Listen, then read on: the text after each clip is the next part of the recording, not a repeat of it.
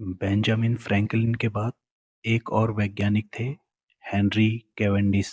इन्होंने विद्युत की दो नई प्रॉपर्टीज के बारे में बताया था। एक इंटेंसिटी या डिग्री ऑफ इलेक्ट्रिफिकेशन या कंप्रेशन, यानी कि pressure of the electric fluid. ये एक टर्म इन्होंने दिया था जिसको आज हम वोल्टेज कहते हैं, यानी कि इलेक्ट्रिक पोटेंशियल या पोटेंशियल डिफरेंस। दूसरा इन्होंने बताया कि क्वांटिटी ऑफ इलेक्ट्रिसिटी, यानी कि जिसे हम आज चार्ज कहते हैं।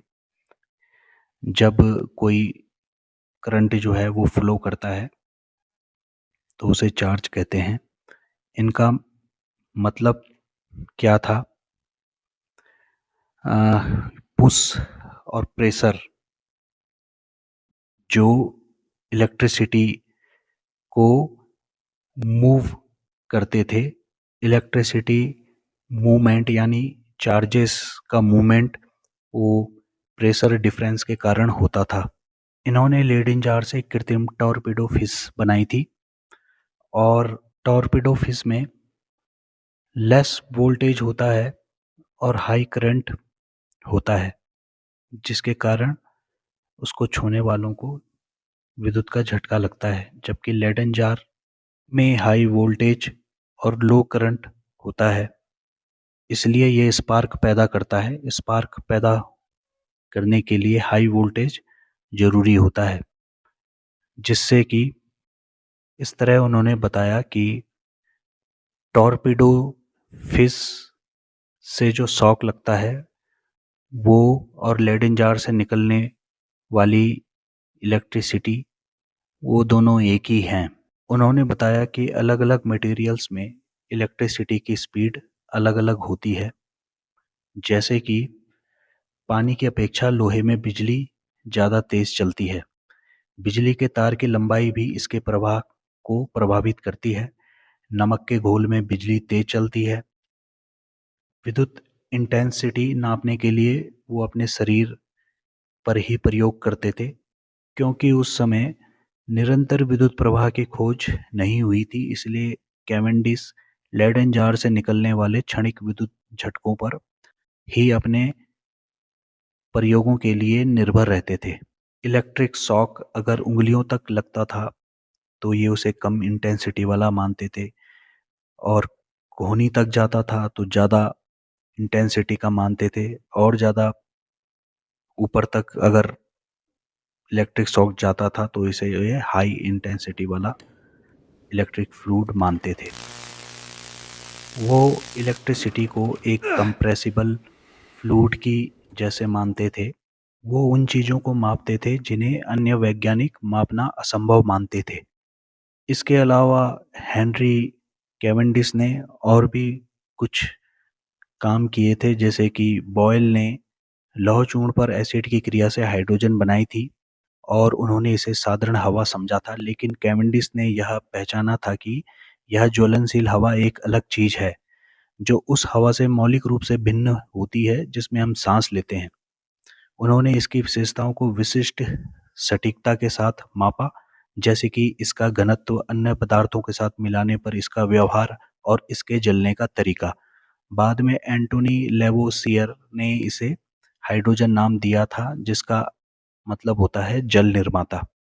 1781 में जोसेफ प्रिस्टले ने हाइड्रोजन को ऑक्सीजन के साथ मिलाया जिससे पानी बना, और पानी को उस समय एक अलग तत्व माना गया था। लेकिन कैवेंडिश ने इस प्रयोग को दोबारा किया और उसको उसकी स्टडी करने के बाद उन्होंने बताया कि जल कोई तत्व नहीं है, क्योंकि ये दो अलग अलग चीज़ों से मिलकर बनता है। तो ये एक तत्व ना होके ये एक यौगिक है जो अपने अलग अलग घटकों से बना हुआ होता है। इसके अलावा कैवेंडिश ने ऑर्गन नामक तत्व की भी खोज की थी। हालांकि इसका नामकरण 100 साल बाद विलियम रैमसे और लॉर्ड ले ने किया था। कैवेंडिश ने हवा के अलग अलग घटकों को एक एक करके हटाने की तकनीक भी विकसित की थी। उन्होंने विद्युत आवेश उत्पन्न करने और मापने के लिए उत्तरोत्तर अधिक परिष्कृत उपकरण बनाए थे। उन्होंने विभिन्न पदार्थों की चालकता, विलयनों के माध्यम से विद्युत के प्रवाह और विभिन्न गैसों के माध्यम से विद्युत का निर्वहन करने पर क्या होता है, इन सब की जांच की थी। इन्होंने सार्वत्रिक गुरुत्वाकर्षण नियतांक के मान को सटीकता से मापा था। ये 9th क्लास की किताब में भी दिया गया है। उनसे पहले मिशेल ने दो वस्तुओं के बीच गुरुत्वाकर्षण मापने के लिए एक टार्सन बैलेंस नाम का उपकरण बनाया था। ये उपकरण उस समय अधूरा था। कैवेंडिश ने इसे पूरा किया था। उन्होंने पाया कि इसके द्वारा पृथ्वी का वजन यानी कि घनत्व भी मापा जा सकता है। उन्होंने विद्युत आकर्षण व प्रतिकर्षण का एक गणितीय मॉडल विकसित किया और यह कहा कि विद्युत बल गुरुत्व बल के समान व्युत्क्रम वर्ग नियम का पालन करते हैं। तो इस तरह उनका काम करने का तरीका था, काम करो, परिणामों को दर्ज करो और आगे बढ़ो। कई नियमों को उन्होंने अपने मेजरमेंट से और भी सत्यता से सिद्ध किया था। 1771 में उन्होंने एक पेपर लिखा था, an attempt to explain some of the principal phenomena of electricity by means of an elastic fluid.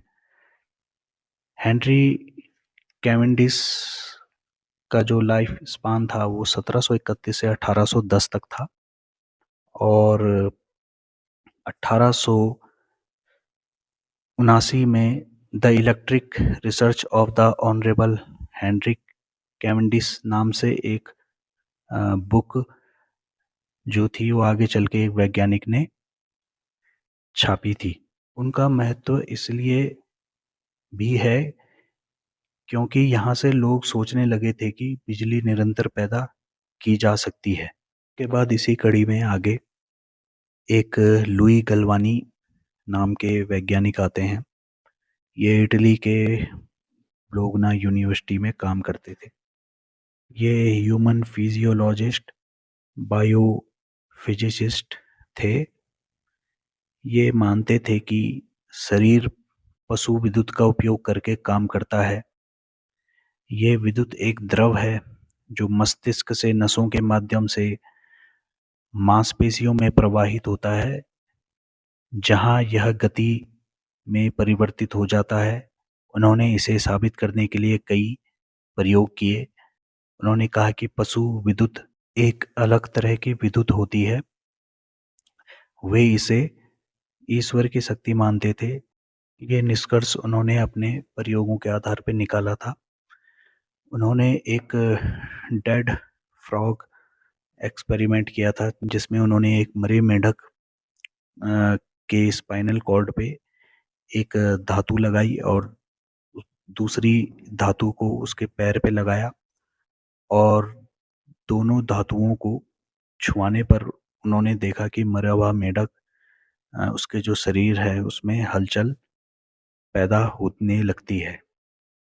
अब इसमें क्या होता था, मेंढक के शरीर में जो इलेक्ट्रोलाइट्स होते थे, लोहे और पीतल यानी कि दो अलग अलग धातुओं की प्लेट्स को जब ऊपर एक दूसरे से छुआते थे तो सर्किट पूरा हो जाता था और इलेक्ट्रॉन्स का फ्लो होने लग जाता था, या आयंस जो उसके शरीर में, मेंढक के शरीर में होते थे, वो फ्लो करने लगते थे।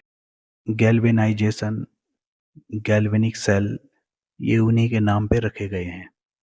इस तरह ये प्रूफ हुआ कि मानव शरीर का तंत्रिका तंत्र है या जंतु का जो तंत्रिका तंत्र है वो इलेक्ट्रिसिटी के जरिए काम करता है। आगे चल के इसका प्रयोग पैरालिसिस और शॉक ट्रीटमेंट में किया जाने लगा। हालांकि पैरालिसिस कुछ समय के लिए ठीक रहता था जब शॉक दिया जाता था। इनके साथ ही एक और वैज्ञानिक थे, उन्हीं के समकालीन, अलेक्जेंड्रो वोल्टा। ये उसी शहर में पावा यूनिवर्सिटी में काम किया करते थे। उन्होंने कैवेंडिश और गलवानी के कामों का अध्ययन किया। ये 1790 का दशक था। उन्होंने टारपीडो मछली के पीठ पर उपस्थित खुरदरी सतह का अध्ययन किया तो पाया कि उसमें उभरी हुई संरचनाओं का दोहराव था। इससे वे समझे कि शायद विद्युत झटके की उत्पत्ति का कारण यही थे।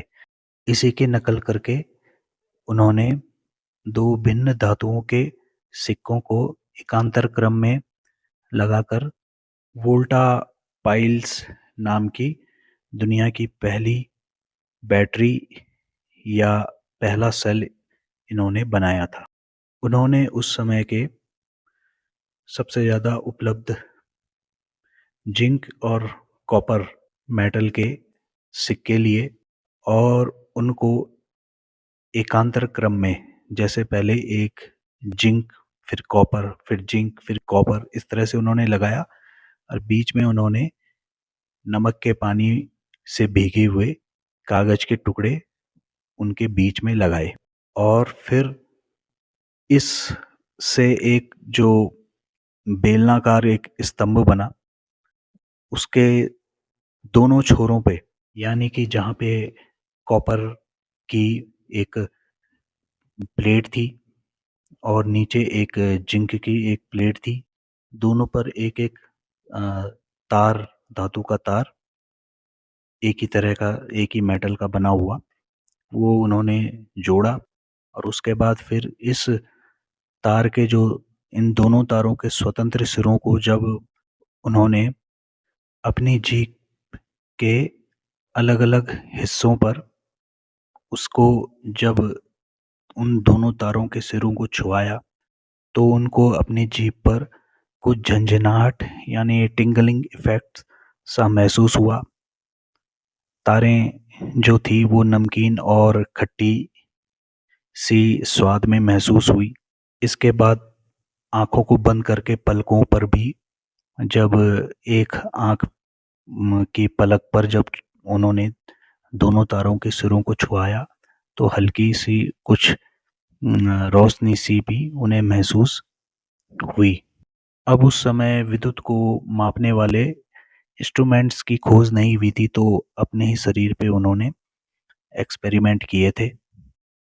मेंढक के ऊपर भी उन्होंने यही एक्सपेरिमेंट किया जिसके उन्हें सेम वही रिजल्ट मिले थे जो लुई गलवानी को मिले थे। शुरुआत में उन्होंने सिक्कों की संख्या कम रखी थी, 20 या 50 के लगभग, तो उन्हें उस समय करंट थोड़ा कम लगा।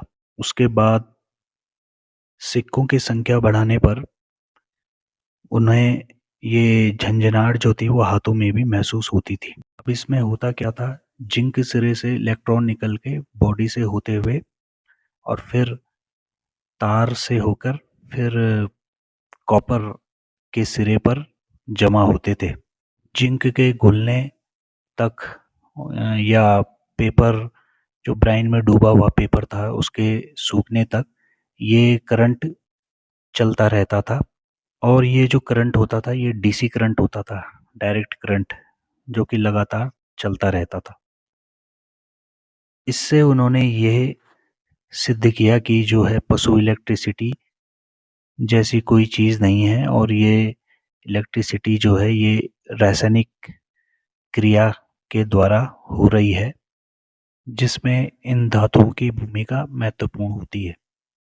इस तरह अब बिजली को जो है वो केमिकली भी प्रोड्यूस किया जा सकता था और ज़्यादा देर तक लगातार कंटिन्यूअसली प्राप्त किया जा सकता था। इस तरह उन्होंने दिखाया कि जानवरों की उपस्थिति के बिना भी बिजली बनाई जा सकती है और इस तरह ये विद्युत पशु विद्युत के समान ही होती है, यानी दोनों एक ही हैं और इसे लगातार कृत्रिम रूप से प्राप्त किया जा सकता है। इस विद्युत को लगातार चालू रहने के कारण अब जो है इस विद्युत को विद्युत धारा कहा गया। इसके अतिरिक्त अलेजेंड्रो वोल्टा ने मीथेन की खोज भी की थी और इसे आइसोलेट भी किया था। उनके कामों से खुश होकर नेपोलियन बोनापार्ट ने उन्हें काउंट की उपाधि प्रदान की थी और उन्हें बहुत सारे उपहार भी दिए थे। वोल्टेक पाइल की खोज ने ही आगे चलकर इलेक्ट्रोकेमिस्ट्री, इलेक्ट्रिक बल्ब और आधुनिक इलेक्ट्रॉनिक्स की नींव रखी थी। तो ये कुछ 18वीं सदी की महत्वपूर्ण घटनाएं हैं। इसके बाद हम 19वीं सदी में प्रवेश करते हैं। अब हम देखेंगे कि इस सदी में विद्युत के क्षेत्र में क्या क्या महत्वपूर्ण घटनाएं हुई थी।